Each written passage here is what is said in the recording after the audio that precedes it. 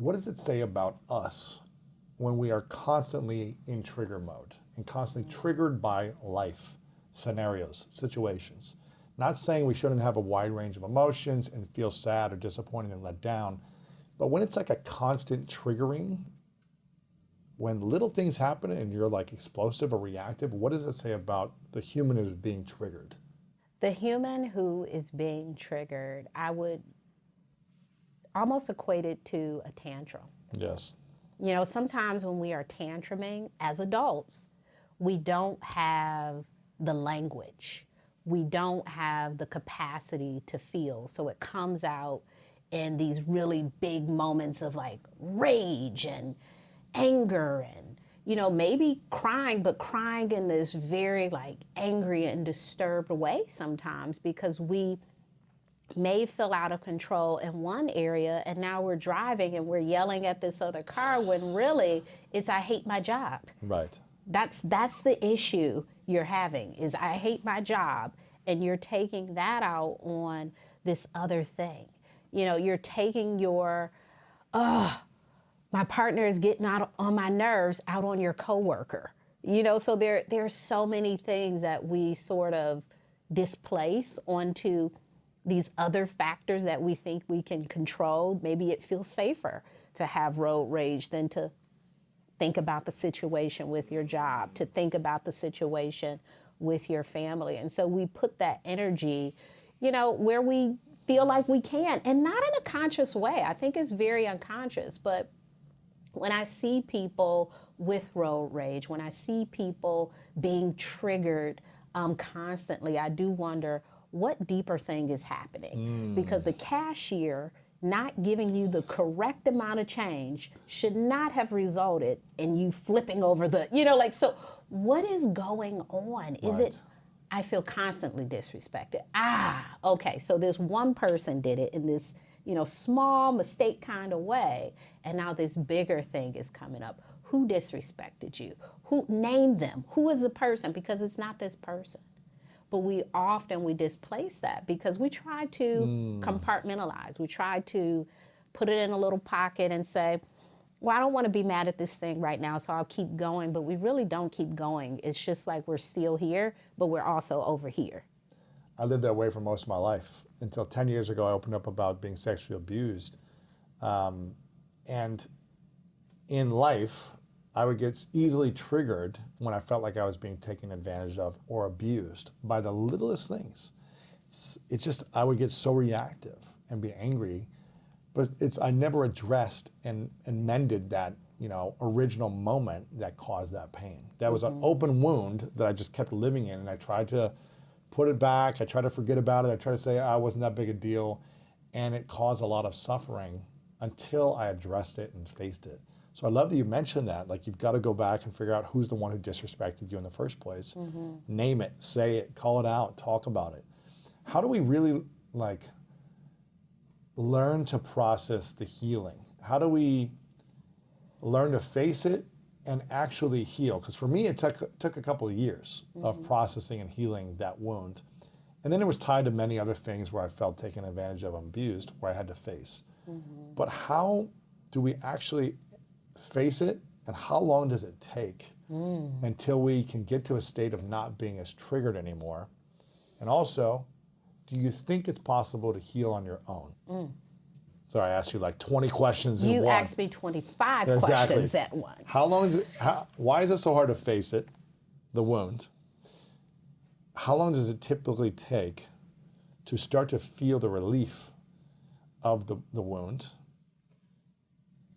And is it wise to try to mend and heal pain on your own, or is it typically better to find some type of emotional support? I'm going to start with the last question.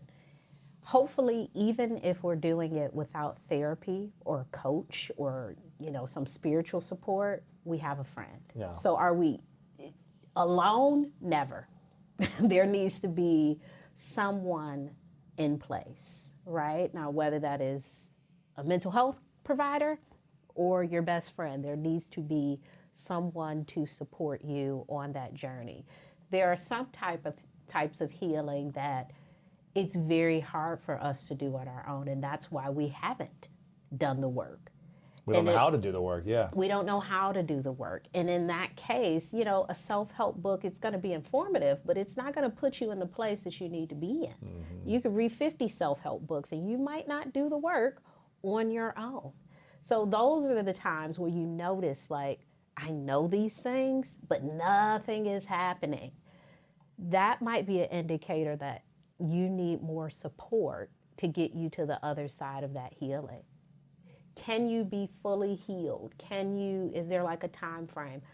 I don't think so. I think some stuff is ongoing. I think some stuff is forever painful. There are things that we will forever grieve about, you know, maybe parts of our childhood or not having certain things that we wanted or the loss of, you know, a particular person. There's not this happy ending, things get better for everything in life. Wow. Some stuff, it hurts less. We think about it less often. We're less triggered. We're less maybe moved to tears. And other things, you know, maybe never. Maybe every time I mention my grandmother, I'll tear up. Yeah. And that's okay. You know, I think sometimes that pain shows us love. That pain shows us how much we cared about having, you know, solid childhood, or how much we cared about, you know, losing this particular thing. So it's not always bad. I think what's more important is the meaning you give to the experience, the meaning you give to the situation. You know, once we deal with something, it's not like we will never go back to it.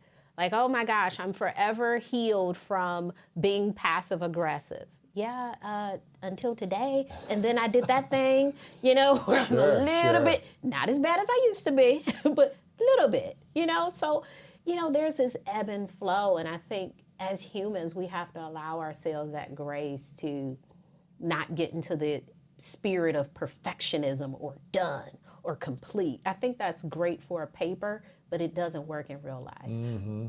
Yeah, amen to that. And I love that you mentioned, you know, if you think of something, allowing yourself to feel the emotion of sadness or grief or loss or joy or celebration and feel. But I think when it becomes like you're still emotionally triggered to react or to be angry because of something, that's when I think it holds us back. So allow it to move you into a different emotion than anger or trigger or holding you back from being in healthy relationships is kind of what I'm thinking about, is when we can learn to not be as triggered reaction-wise, which I think is more helpful for someone. But yeah, I think about people who may have been hurt in past relationships. There was, you know, maybe a lot of infidelity, or there were, you know, I could never trust my parents, or I had this thing, and that thing sticks with them. And every person that they try to be in relationship with has to deal with that, or they don't even try to be in relationships anymore. Right. You know, there is this ability for us to change our futures and to think about, you know, those things as experience, not necessarily how our lives will end up. Just because you had this situation in your family in a dating relationship, it doesn't mean the next thing will be like that. Right, that's true. But it's hard to trust the next thing will be different. It is. And that's where we get to, if I can't learn to trust on my own, I might need someone to help me learn to trust. But, you know, I'll tell you, with trusting, the really hard part is trusting. That's the only way to trust, is to believe that someone can be there for you, to believe that this experience can be different. Trust is hope. You gotta have faith. And then when there's signs of, you know, gaslighting or some toxic behavior, you've got to say, hey, you got to create a boundary, which is why I love your work about creating boundaries. How do we learn to communicate effective boundaries in families with people that we can't get rid of in sometimes, you know, and then also in friendships, relationships, career? How do we do it in life in a conscious, healthy way where we're not really like we're causing the least amount of friction with the other person. We're not like attacking back, but we're saying, hey, this is the boundary that I have. What's the best way to approach boundaries? Keep it simple. I think sometimes we say so much because we're trying to control their reaction to it. I say we speak in paragraphs. This is why I want you to do this, because yesterday at 5 o'clock and 4 p.m., it's like we're writing a police report. And it's like, what is the solution here? What do you want? What do they need to know? It's really getting to the point of the thing. We're trying to control, I don't want them to think I'm a bad person. And we can't control that piece of it. Right. That's really tough. Before the interview continues, if you feel like you're not living your most authentic life, not leaning into your purpose, and not living the life that your future self would be extremely proud of, I've written a new book called The Greatness Mindset, and I think you're gonna love this. Through powerful stories, science-backed strategies, and step-by-step guidance, The Greatness Mindset will help you overcome all the different challenges in your life to design the life of your dreams and then turn it into your reality. Make sure to click the link below in the description to get your copy today. Okay, let's get back to this video. We can have the best intentions and someone can still be upset at us. Like I could hold the door for someone and they could say, I want to hold it myself. It's like, okay, I was trying to be helpful. It doesn't mean that you're always being helpful when you try. It doesn't mean that you're always being kind when you're trying to be kind. And so even when you're trying to like curate the right words, the right environment, it may not land well with a person who doesn't want that same thing. And that's tough. You have to deal with yourself and your disappointment in their reaction, your grief around how they responded, the sadness of that not being received. It's not really for that other person to do anything with. I think of setting a boundary as like applying to a college. We'll see. It's like, we'll see what happens with that. Hopefully you get in. But sometimes you don't. That's the power of choice and free will. People hopefully in relationships with you love you and they want to be in that relationship and want the relationship to be healthy, and they can honor it. And sometimes they're like, hey, I have a different boundary actually. Right. This is bumping up against my boundary. Exactly. So that's relationships. And when it comes to managing unhealthy family relationships and being drama-free, which is what your book is all about, and I want people to get this. Again, when it comes to managing unhealthy family relationships and creating more peace in the family, what would you say are the few keys to get started in that process, to set yourself up for healthy relationship and family?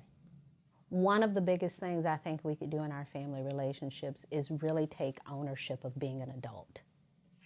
We are, in many cases, still trying to live up to old expectations, create some version of ourselves that we have to pretend to be like around our families. Sometimes there is some trauma there that hasn't been addressed, but we really have to take ownership of, this is where I am, this is who I am, and these are the things that I can change, and these are the things that I cannot change in other people. And that's one of the biggest ways that we can make our relationships healthier, decide to leave them, decide to, be in them differently.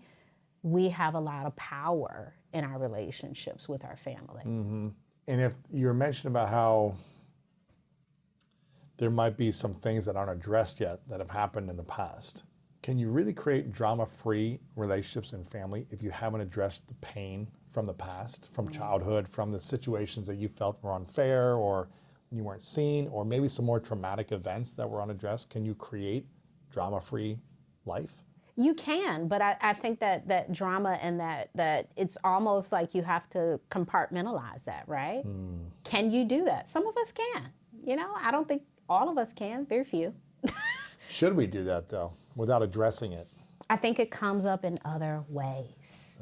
So when we don't address stuff, we talked about that earlier, road rage. When we don't address stuff, it comes up in other ways. So if I am forgetting that, my parent was an alcoholic, how does that show up in my dating relationship? Am I now dating people who have substance issues? Am I now having this issue with substances? Am I making excuses for people and enabling and like how is this stuff continuing to show up because of my refusal to address it? And addressing it is not always with the other person. A lot of the they might have died. They might have something might have they happened. may, there may be no resolution with them, but the resolution is with you. It is you saying, "Wow, this was my experience. This is how that experience impacted me." It's not this person needs to do something to free me from my experience. It's like, how do I free myself? Because they may never apologize. Yep. They may never accept it. So how do we free ourselves then from that? Sorry to cut you off there. No, we free ourselves with the truth. Ooh. The truth shall set you free. That is a good one for a reason. We free ourselves with the truth. You know, I don't know if you probably have been in a situation where you refuse to live in a lie. Yeah. It's like, you know, this is the truth. And I refuse to pretend as if anything else is true about this situation. And that can be a real way to get some sort of relief from having to live a lie or from agreeing to be a part of the secret keeping, agreeing to be a part of something that was actually disruptive. And it doesn't have to be, I will be a truth teller, I will tell everyone. It's internal. It can be outward, but it can also be internal. I will not withhold who I am to other people in my life because I don't want to keep that secret anymore. Or it may be, I want to tell a therapist. I want to, you know, get this information out there. But I think sometimes just being honest with yourself about what happened. So often I hear the sugarcoating of our childhood because that's how we want it to be perceived. You know, my mom did this all the time, but she was so loving and da-da-da-da-da. Like we tell all of this story. They were such a great person, da-da-da, but they were physically abusive. It's like, okay, yes. So you lived in a nice house. They did this, they did that. Oh, can we talk about the physical abuse part? Whoa, you just, I just want that piece to be this big and all this stuff was, you know. So how do we start to talk about that piece of it? Because all those other things can be true. Yeah. Doesn't mean that you have to end a relationship, just acknowledging it. All of this is true. And this is a hard part for me to talk about. So when we address this in a family situation, whether to our parents or siblings or whatever it might be, what's the best way to set up the conversation to speaking about something that hurt you or upset you from childhood as an adult? One way we could do it is letter writing. Writing a letter with the intention of sending it or not sending it, right? Sometimes the letter is just for you. I just want to get it out so I'll have an idea of the impact. There are other times where you say, I want them to have the letter. If you send the letter, if you give them a letter, I do want you to be ready for their reaction. So until you're ready for the reaction, keep the letter, right? Because what I've seen is the parent will not have a reaction. It's almost like you didn't send them the letter. Or, you know, the family member, not just parents, the family member has no reaction, or their reaction is anger, or their reaction is to be passive aggressive, or their reaction is to bring it up. Yeah, when you sent me that letter, their reaction is to cut you off because they can't accept that part of themselves. So they're also a reaction. They listen and they understand that letter. So you know, we don't know where this will go. They apologize. They apologize. You start to mend the relationship. You start to mend the relationship. What a concept. What a concept. You know, so letter writing is a way. I think, you know, really pumping yourself up and talking about it. To them. To them. To them. It's a tough one. To say, you know, I was impacted in the following ways. And there are other times where maybe you don't have the conversation, but you change your behavior with that person. Like what? Like how? You know, I think of families with addiction sometimes. If a person isn't willing to get help, maybe they've had this long-term issue with something, your reaction may be, I don't want to spend my holidays with you. I'm tired of this behavior. I don't want to participate in it anymore. We know what the behavior is. I don't want to spend holidays with you, or I don't want you at this thing, or if you come, please be sober. Or, that's when you get into the boundary setting of who they are. But do you want to have the conversation of, hey, I've been impacted by your behavior in the following ways? That sounds like intervention. Right. Maybe you don't want to do that, and you just want to accept the situation for what it is and, make those behavioral changes in your life. This person always says mean things, so you chop it up as this is how they are, but that behavior can be abusive. Yes. That behavior can be unhealthy, not just for the relationship they're in with you, but any relationship. I couldn't go to the doctor and push my doctor or yell at the doctor. That would be